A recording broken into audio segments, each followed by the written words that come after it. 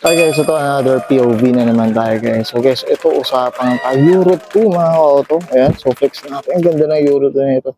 So guys, so sobrang ganda ng ano, kulay guys. So nakaka-attract rin talaga. Iba rin talagang tindig ng Euro 2 mga auto. So ito combination siya ng ano, may silver tapos yung blue mismo. Ayan.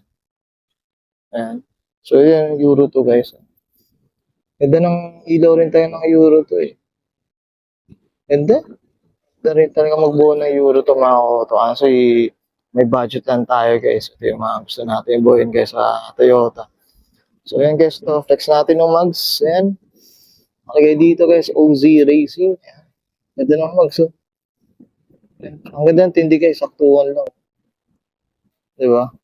So ito nga, ano, silver, blue. Yan. Tapos ito yung ano niya. Salamin niya guys. I think parang wala siyang tinted guys. Kahit clear shade, wala rin. So, malinis lang din talaga. Ayun, no? Ganda ng combination. Silver yung mga lining, tas blue yung mismo sa sasakyan, guys. Tsaka, ano lang, simple lang yung tindi, guys. Saktuhan lang talaga. So, yan, tayo dito. So, ito, guys, oh. Ganda ng likod na ito rin talaga, eh.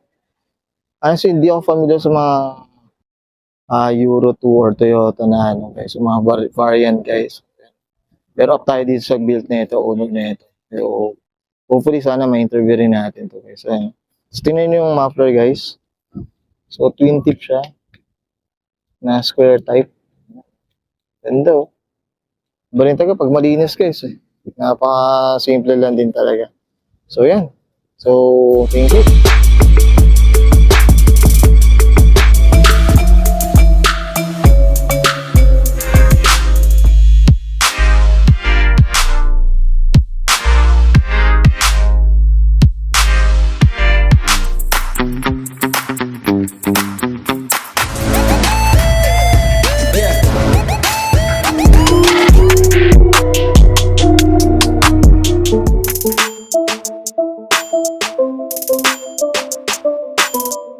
Thank you.